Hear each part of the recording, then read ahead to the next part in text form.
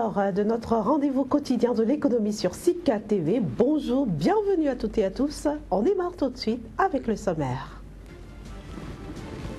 Lancement lundi en Côte d'Ivoire d'un emprunt obligataire sur les marchés arabo-musulmans, une première dans l'histoire de ce pays.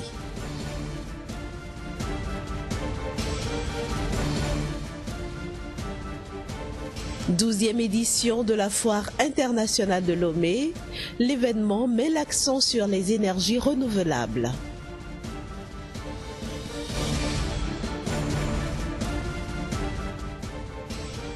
Enfin en Belgique, les commerces subissent de graves pertes à cause de la menace terroriste qui pèse sur le pays.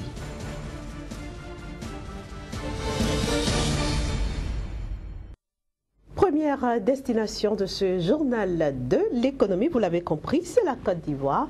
La Côte d'Ivoire qui a lancé lundi son premier emprunt obligataire sur les marchés financiers arabo-musulmans. Objectif, mobiliser 150 milliards de francs CFA, soit environ 229 millions d'euros. Il s'agit de la première phase d'une opération censée recueillir à terme le double de ce montant. L'opération mettra plutôt sur le marché des titres au prix unitaire de 10 000 francs CFA soumis à un taux d'intérêt annuel de 5,75% sur la période 2016-2020. Elle est ouverte aux investisseurs institutionnels et aux personnes physiques et morales sans distinction de nationalité ni de religion. Au Togo, la foire internationale de Lomé a ouvert ses portes la semaine dernière. Cette 12e édition, qui s'étendra jusqu'au 7 décembre prochain, porte sur le thème « Les énergies renouvelables, source de progrès et de développement durable ». Retour sur les images de la cérémonie d'ouverture avec notre correspondant à Lomé, Ferdinand Gadé. Après le rendez-vous manqué de 2014, pour cause de la maladie à virus Ebola qui sévissait dans certains pays participants, la 12e édition de la Foire internationale de Lomé a ouvert ses portes le 20 novembre dernier. Je saisis donc l'occasion de cette cérémonie pour présenter une fois encore à tous les opérateurs économiques exposants qui ont subi des préjudices du fait de ce report toutes les excuses du gouvernement togolais soucieux de la préservation de la santé de nos populations. Couplé avec la 4e fois de l'intégration régionale de l'espace UEMOA, le plus grand rendez-vous des échanges commerciaux de la capitale togolaise de cette année a enregistré plus de participants. Le nombre des visiteurs a fait un bond, passant de 30 000 à 288 000, tandis que le total des exposants, à peine 200 en 2003, c'est aujourd'hui autour de 900 exposants. C'est en la présence du Premier ministre togolais Selom Klassou que la ministre du Commerce, de la promotion du secteur privé et du tourisme, Bernadette Leguizim Balouki, a lancé cette foire qui prendra fin le 7 décembre prochain. La région de Bruxelles demeure à l'arrêt en raison des menaces sérieuses et imminentes d'attentats. Conséquence, les commerces de la capitale belge font face à de graves pertes, notamment à cause des annulations dans les lieux habituellement très fréquentés par le public. Depuis les attentats du 13 novembre à Paris, les activités tournent au ralenti à Bruxelles. Des hôtels aux lieux touristiques, en passant par les restaurants, les clients se font de plus en plus rares. Craignant de nouvelles attaques, ils désertent les lieux publics. Une situation qui met sérieusement à mal les activités commerciales dans la capitale belge.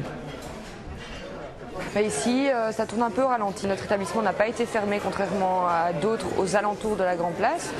Hier, on a eu une clientèle relativement présente, pas autant que d'habitude, mais la vie continue. On fait en sorte que tout se passe le plus normalement possible, compte tenu des événements. Beaucoup de désistements. Ouais, ce soir aussi, il y avait une table de 8 qui sont désistés, table de 4 ce midi aussi. Ce midi, il y a une vingtaine qui ont annulé. Les gens en ont peur ou, premièrement, ils ont coupé les métros. Il n'y a pas de métro. Donc le dimanche, il y a le 3e âge, beaucoup de 3e et 4e âge qui arrivent en métro. Mais il n'y a pas de métro, donc automatiquement, ils annulent. Ces annulations résultent notamment de la publicité médiatique négative sur les commerces. Des menaces sérieuses et imminentes d'attentats étant encore à craindre à Bruxelles, les activités commerciales pourraient encore être à l'arrêt pendant un bout de temps. Direction maintenant l'Argentine. Mauricio Macri, le tout nouveau président qui a été élu dimanche à l'issue du second tour de l'élection présidentielle, promet plus de transparence dans la gestion de l'économie du pays. C'était lors de la première conférence de presse que le libéral a donnée lundi à Buenos Aires. Une conférence de presse dont voici un petit extrait.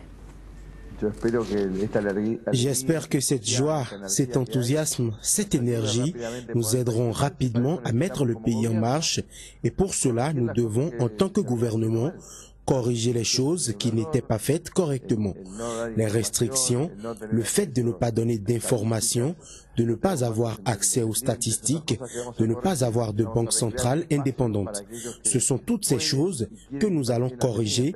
Nous allons créer un espace pour que ceux qui peuvent et veulent investir en Argentine, en commençant par nous, les Argentins, puissent le faire. Ainsi prend fin la première partie de ce journal de l'économie. On se retrouve juste après cette petite transition pour la suite.